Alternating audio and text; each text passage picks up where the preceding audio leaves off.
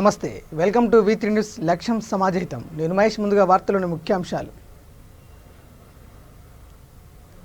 చెంపాపేటలో పలు అభివృద్ధి కార్యక్రమాలకు శంకుస్థాపన. హాజరైన ఎమ్మెల్యే దేవిరెడ్డి సుధీర్ రెడ్డి.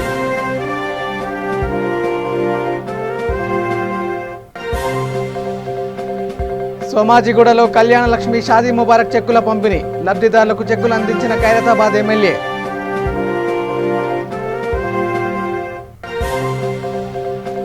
సుదీర్ఘ విరామం తర్వాత MMTS రైలు సేవలు ప్రారంభం. లింగంపల్లిలో రైలును అందంగా అలంకరించిన యువత.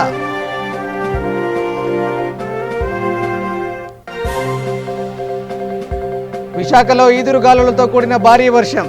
లోతట్టు ప్రాంతాలు జలమయం.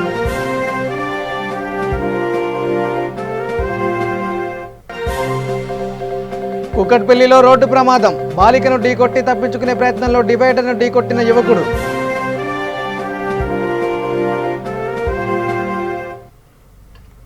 ఇక డీటెయిల్ చూస్తే ఎల్బీ నగర్ నియోజకవర్గం చెంపాపేట డివిజన్లో పలు అభివృద్ధి కార్యక్రమాలకు ఎల్బీ నగర్ ఎమ్మెల్యే దేవిరెడ్డి సుధీర్ రెడ్డి చేతుల మీదుగా శంకుస్థాపన జరిగింది. ఈ సందర్భంగా దేవిరెడ్డి సుధీర్ రెడ్డి మాట్లాడుతూ రాబోయే రోజుల్లో మరెన్నో అభివృద్ధి కార్యక్రమాలు చేపడతామని అన్నారు. ఈ కార్యక్రమంలో Champapet corporator Vanga Madhusudan Reddy, Champapet division TRS senior నాయకులు Nalla Raghumareddy, Champapet division president Cheera Srinivas, Champapet youth president Ravi Mudiraj తదితరులు పాల్గొన్నారు.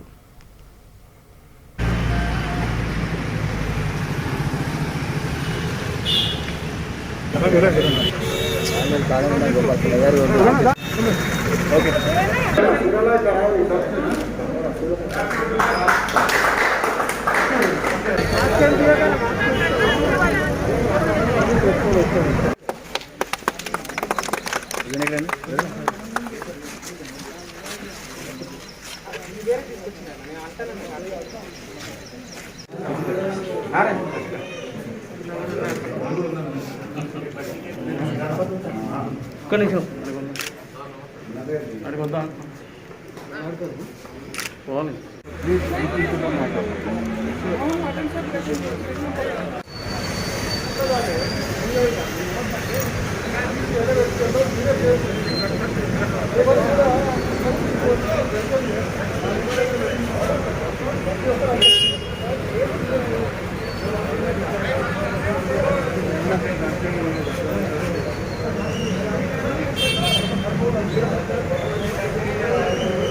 ఈరోజు చెంపాపేట డివిజన్లో అభివృద్ధి కార్యక్రమాలకు కొన్ని కార్యక్రమాలకు శంకుస్థాపన చేయడం జరిగింది.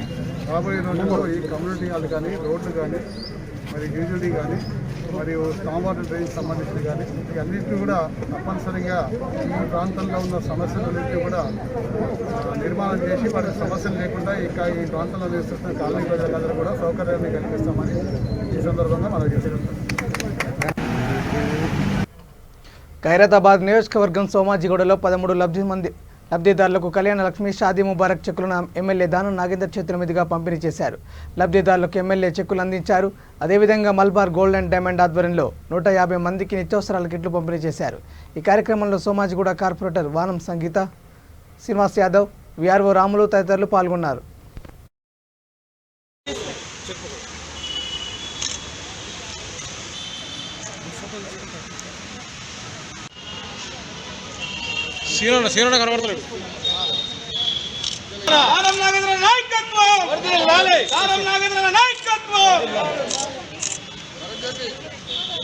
డివిజన్లో కళ్యాణ లక్ష్మి షాదీ ముబారక్ చెక్కులు పంపిణీలో భాగంగా మా స్థానిక కార్పొరేటర్ సంగీత యాదవ్ గారు, గ్రంథాలయ సంస్థ చైర్మన్ మన ప్రసన్న గారు, మరి అదేవిధంగా ఈ మల్బార్ గోల్డ్ వాళ్ళు కూడా ఈ కరోనాని దృష్టిలో ఉంచుకొని చాలా కుటుంబాలు ఆర్థికంగా సతమతమవుతున్నాయనే విషయాన్ని గ్రహించి ఇప్పటికే ఎన్నో మెడికల్ క్యాంప్స్ కానీ లేకపోతే గ్రోసరీస్ వివిధ ప్రాంతాల్లో పంచుకుంటూ ప్రజలకు అవసరాలని దృష్టిలో ఉంచుకొని మల్బార్ గోల్డ్ వాళ్ళు ఈరోజు మా చేతుల మీదుగా సుమారు 200-300 మందికి ఈ గ్రోసరీస్ కూడా ఇచ్చారు. వారికి నేను ధన్యవాదాలు తెలియజేసుకుంటూ ప్రత్యేకంగా మన గౌరవ ముఖ్యమంత్రి గారు కల్వకుంట్ల చంద్రశేఖరరావు గారు ఇంత పెద్ద ఎత్తున ఆర్థికంగా అన్ని రాష్ట్రాలు అన్ని దేశాలు ఇబ్బందులు ఉన్నా రాష్ట్ర ప్రభుత్వం కేసీఆర్ గారు ప్రవేశపెట్టినటువంటి సంక్షేమ పథకాలు మాత్రం ఎక్కడ కూడా ఆగకుండా నిరంతరం కొనసాగించేటువంటి ప్రక్రియలో భాగంగా ఎన్ని కష్టాలు వచ్చినా కూడా పేద ప్రజలకు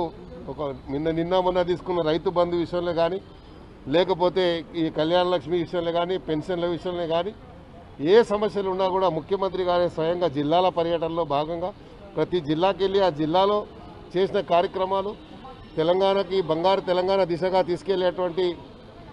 నమస్కారం. ముఖ్యంగా ఈ కార్యక్రమానికి విచ్చేసినటువంటి మన గౌరవ ఎమ్మెల్యే గారు అయినటువంటి శ్రీ దానం నాగేంద్ర సార్ గారికి, తర్వాత కార్పొరేటర్ మేము సంగీత మేడం గారికి, వారికి ఇతరత్ర నాయకులకి అందరికీ మా హృదయపూర్వక నమస్కారాలు. ఈరోజు మేము మా మలబార్ గోల్డ్ సోమాజిగూడ బ్రాంచ్ తరపు నుంచి మేము ఇక్కడ పేద ప్రజలకి గ్రాసరీస్ డిస్ట్రిబ్యూట్ చేయడం జరిగింది.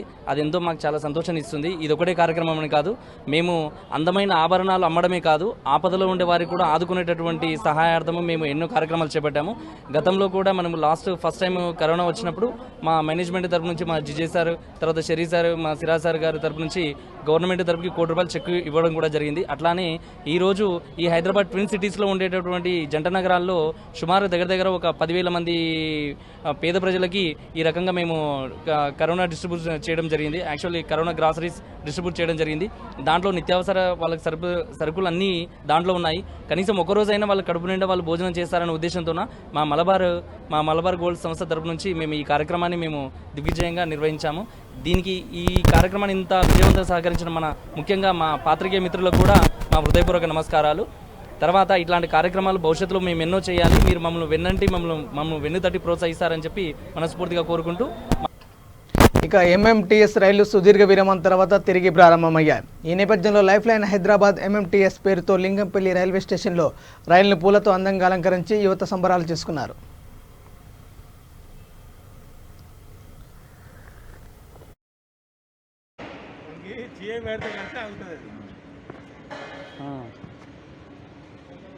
For the current attention of passengers, train number 47.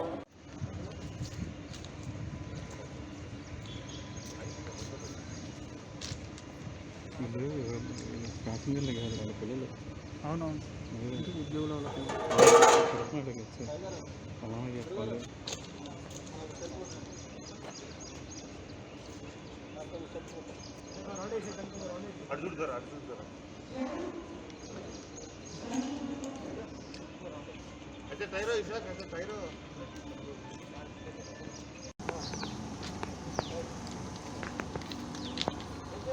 For the current attention of passengers, train number 178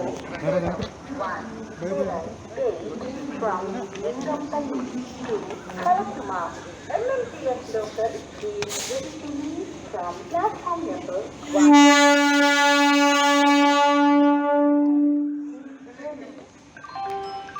ప్రయాణికులకు విజ్ఞప్తి, ట్రైన్ నెంబర్ 4 ఎంఎంటీఎస్ లోకల్ 1వ నెంబరు ప్లాట్ఫామ్ నుండి బయలుదేరుతుంది. ప్రయాణం సుఖమయంగా క్షేమకరంగా సాగాలని కోరుకుంటున్నాము.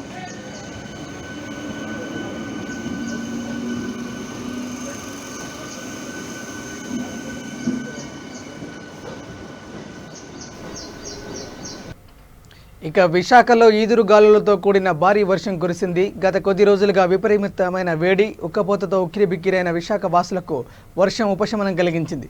వాతావరణం చల్లబడి ఆహ్లాదకరంగా మారడంతో వైజాగ్ ప్రజలకు వడగాల్పుల నుంచి ఊరట లభించింది.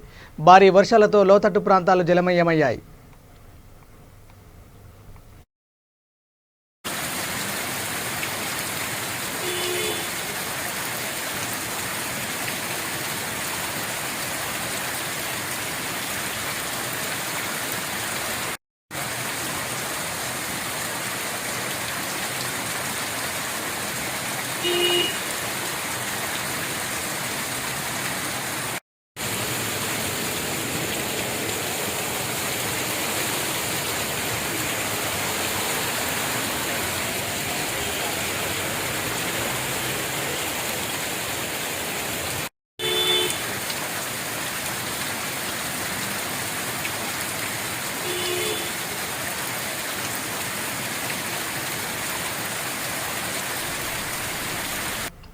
ఇక మద్యం మత్తులో కారు నడుపుతూ ఓ బాలికను ఢీకొట్టి అక్కడి నుండి తప్పించుకునే ప్రయత్నంలో ఓ కారు డివైడర్ను ఢీకొట్టిన సంఘటన కూకట్పల్లి పోలీస్ స్టేషన్ పరిధిలో చోటు చేసుకుంది.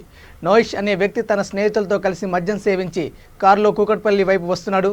కైట్లాపూర్ రోడ్డులో ఓ బాలికను కారుతో ఢీకొట్టిన నోయిష్ అక్కడి నుండి తప్పించుకునేందుకు కారును వేగంగా నడిపి ఐడియల్ చెరువు రోడ్డు మలుపు వద్ద అదుపు తప్పి డివైడర్ను ఢీకొట్టాడు. ప్రమాదం జరిగిన సమయంలో కారులో 2 యువతులు ఉన్నారని స్థానికులు తెలిపారు. నోయిష్ను పోలీస్ స్టేషన్కు తరలించి కేసు నమోదు చేసుకుని దర్యాప్తు చేపట్టారు.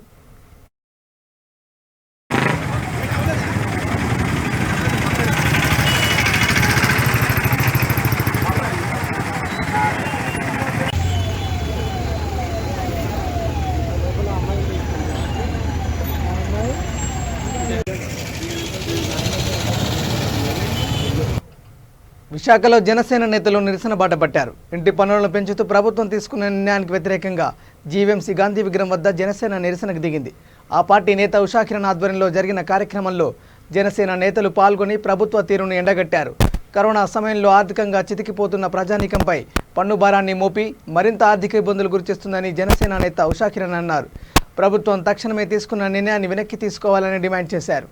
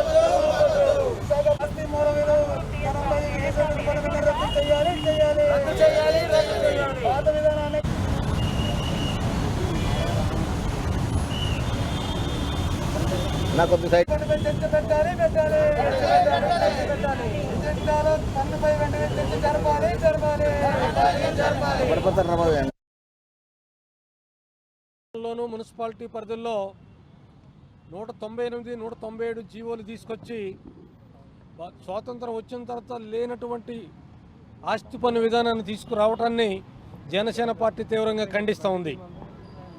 198 జీవో ద్వారా 1956లో వచ్చినటువంటి మున్సిపల్ కార్పొరేషన్ యాక్ట్లు కానీ ఇప్పటి వరకు వచ్చినటువంటి నగరపాలక సంస్థ చట్టాలని పక్కన పెట్టి కేవలం ఆదాయం కోసం 700 కోట్లు సుమారుగా ప్రజలపై భారం మోపే విధంగా ముఖ్యమంత్రి జగన్మోహన్ రెడ్డి గారు నిర్ణయం తీసుకోవడం, దాన్ని ఇక్కడ ఇంప్లిమెంట్ చేద్దామని చెప్పి నగరపాలక సంస్థ కమిషనర్ గారు ఏకపక్షంగా ప్రజాప్రాయం కొరకు నోటిఫికేషను విడుదల చేయటం అది అన్యాయం, చట్టవిరుద్ధం, ప్రజలపై మోపే భారానికి ఇదొక నిదర్శనం.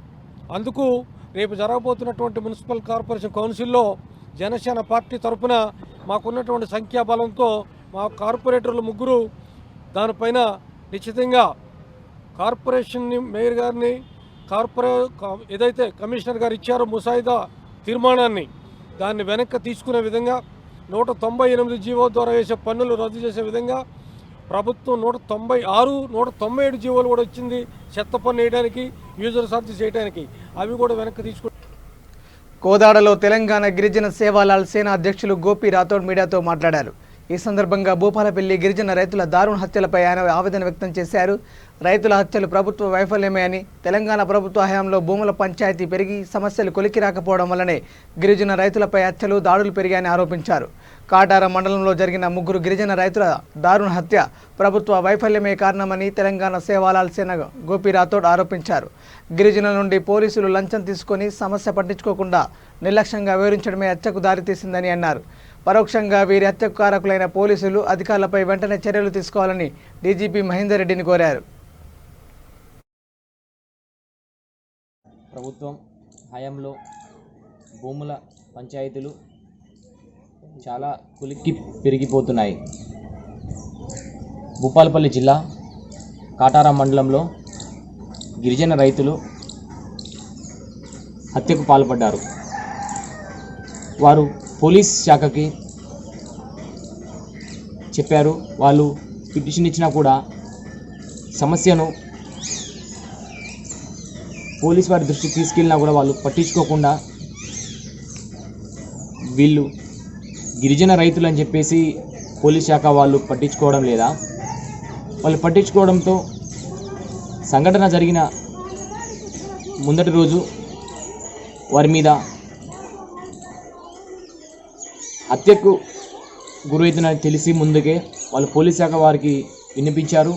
అయినా పోలీస్ శాఖ వారు పట్టించుకోకుండా అలాగే సమస్యను పక్కకు పెట్టి ఈరోజు జరిగిన హత్యకు పోలీస్ వారు సంఘటన కూడా చేయలేకపోతున్నారు.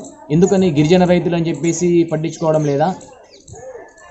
ఇలా గిరిజనులపై హత్యలు జరగడం చాలా బాధాకరమైన విషయం. ముమ్మటికి గిరిజన రైతులు అని చెప్పేసి పట్టించుకోవడం లేదని చెప్పేసి మా యొక్క సేవలాల సేన తరపున మేము డిమాండ్ చేస్తున్నాము.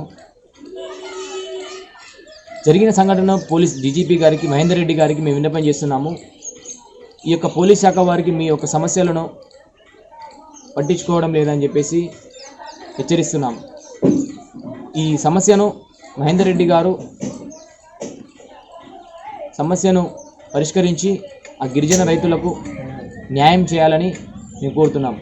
ఇటీవల న్యాయం జరగకపోతే కలెక్టర్ ఆఫీస్ మరియు ఎస్పీ ఆఫీస్ ముట్టడిస్తామని చెప్పేసి మేము సేవలాల సేన తరపున డిమాండ్ చేస్తున్నాం. నేను మీ గోపి రాథోడ్, సేవలాల సేన, ఉమ్మడి నల్గొండ జిల్లా సూర్యాపేట ఇన్ఛార్జ్ పనిచేస్తున్నాను. జై సేవలాల్. వనపర్తి జిల్లా కొత్తకోట మండలం రామనాథపురం గ్రామంలో యువకులు గ్రామ దేవాలయాల అభివృద్ధి పట్ల గ్రామ కమిటీ ఏర్పాటు చేయాలని నిరాహార దీక్ష చేపట్టారు. గ్రామ పాలనలో ప్రజాస్వామ్య వ్యతిరేకంగా రాజరిక పెత్తందారీ వ్యవస్థ నడుస్తుందని వారన్నారు. గ్రామ ప్రజలను అభివృద్ధికి దూరం చేసి తామే పాలకులమంటూ గ్రామ సర్పంచ్, ఎంపీటీసీ స్థానంలో ప్రత్యామ్నాయ పాలకులు అధికార దుర్వినియోగానికి పాల్పడుతున్నారని ఆరోపించారు. ప్రత్యామ్నాయ పాలకులే గ్రామ పాలకులుగా చెలామణి అవుతున్నారని అన్నారు. గ్రామ దేవాలయాల అభివృద్ధికి గ్రామస్తుల నుంచి సేకరించిన 12.80 లక్షల నిధులను పక్కదారి పట్టించి ఇష్టానుసారంగా సొంత ప్రయోజనాలకు వాడుకొని అభివృద్ధిని అడ్డుకుంటున్నారని తెలిపారు.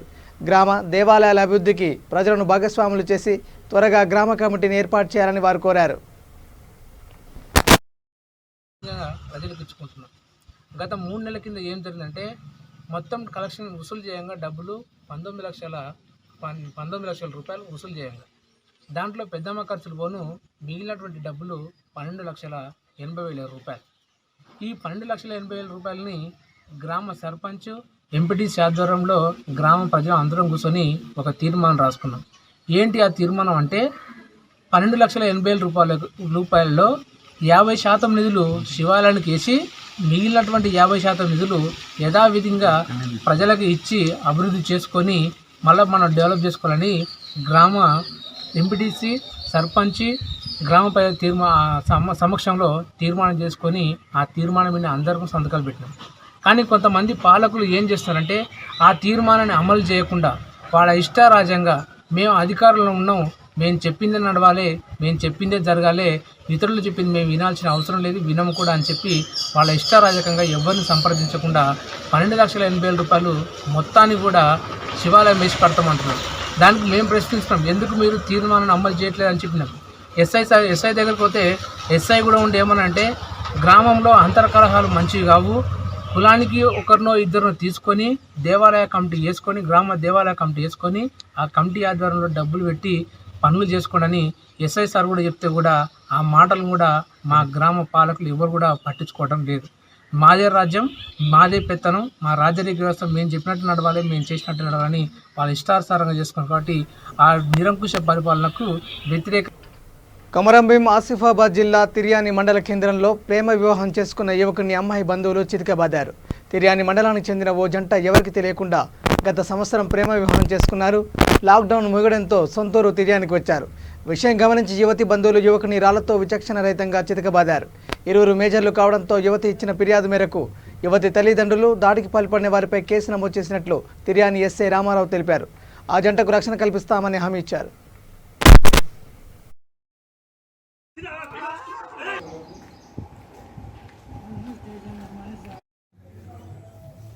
గత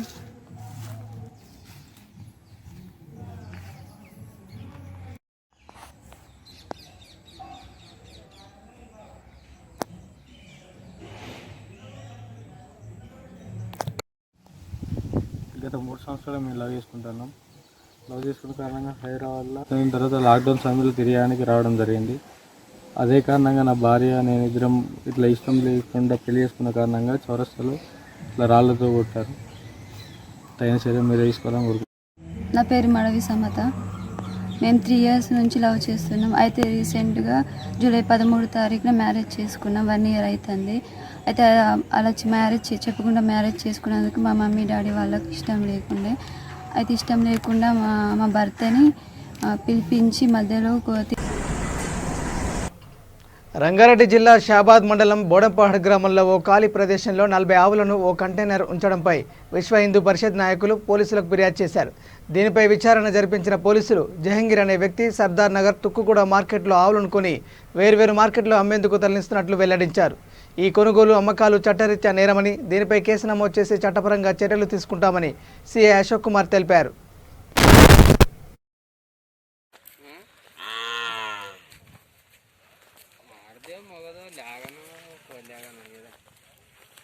ఏం చేయాలి ఆడాలి సపడా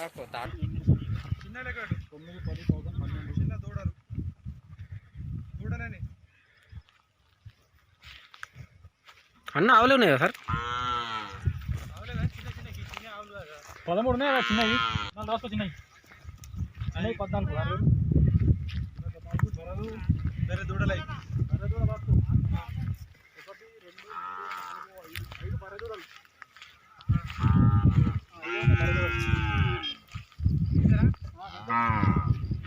షాబాద్ పోలీస్ స్టేషన్ పరిధిలో బోడంపహాడు శివారులో కొన్ని ఆవులు ఒక పొలంలో కట్టివేసి ఉన్నాయని మాకు సమాచారం రాగా ఇక్కడికి ఆ సమాచారం నిమిత్తం ఇక్కడికి వచ్చినాం. ఇక్కడికి వచ్చి ఎంక్వైరీ చేస్తే జహంగీర్ అనే వ్యక్తి, హైదరాబాద్ సిటీ టోల్సేకు చెందిన ఒక జహంగీర్ అనే వ్యక్తి సర్దార్ మార్కెట్లో తుక్కుగూడ మార్కెట్లో వీటిని కొనుక్కొని ఇక్కడ డంప్ చేసుకొని ఇక్కడి నుంచి మళ్ళీ రేపు వేరే వేరే మార్కెట్లోకి ఇటు శంకరపల్లి మార్కెట్ కానీ కల్లకుర్తి మార్కెట్ కానీ వేరే మార్కెట్లో తీసుకుపోయి అమ్ముకుంటానని అతను చెప్తున్నాడు. నిర్మల్ జిల్లా ముదోల్ మండలం తరోడాలో అక్రమంగా తరలిస్తున్న పీడిఎస్ బియ్యాన్ని పోలీసులు పట్టుకున్నారు. ఐచర్ వాహనంలో బైంసా నుండి మహారాష్ట్రలోని ధర్మాబాద్కు అక్రమంగా తరలిస్తుండగా పక్కా సమాచారం మేరకు తనిఖీలు నిర్వహించి 60 క్వింటాల పీడిఎస్ రైస్ స్వాధీనం చేసుకున్నట్టు సిఐ చెప్పారు. అక్రమంగా గుట్కా, బియ్యం, ఎరువులు తరలిస్తే ఎంతటి వారైనా కఠిన చర్యలు తీసుకుంటామని సిఐ అజయ్ బాబు హెచ్చరించారు.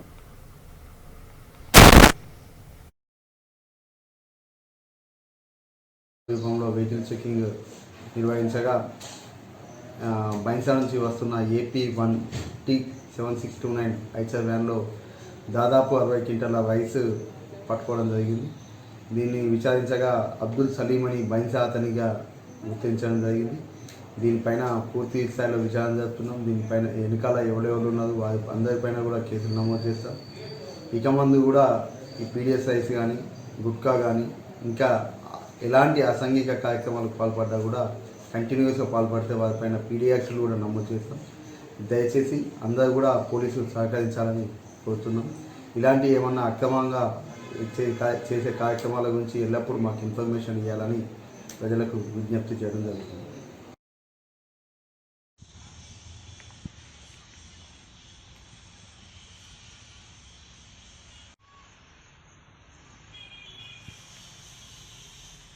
ఉదయం 5:30 గంటల ప్రాంతంలో ఒక పీడిఎస్ రైస్ బైన్సా నుంచి అక్రమంగా తరలిస్తున్నారనే ఇన్ఫర్మేషన్ మేరకు మా ఎస్ఐ మరియు అతని బృందం కూడా తరోడా సమీపంలో వెహికల్ చెకింగ్ నిర్వహించగా ముఖ్యాంశాలు మరోసారి.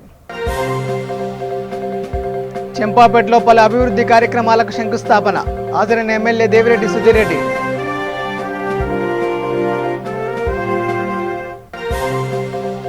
సోమాజిగూడలో కళ్యాణ్ లక్ష్మి షాదీ ముబారక్ చెక్కుల పంపిణీ, లబ్ధిదారులకు చెక్కులు అందించిన ఖైరతాబాద్ ఎమ్మెల్యే.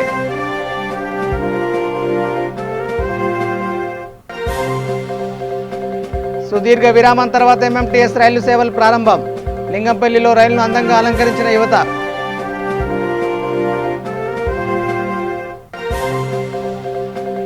విశాఖలో ఈదురుగాలులతో కూడిన భారీ వర్షం, లోతట్టు ప్రాంతాలు జలమయం.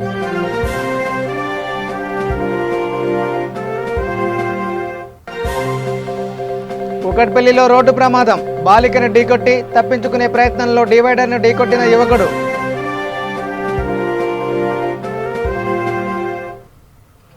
ఇవి bulletin updates. Keep watching V3 news. లక్ష్యం సమాజహితం. నమస్కారం.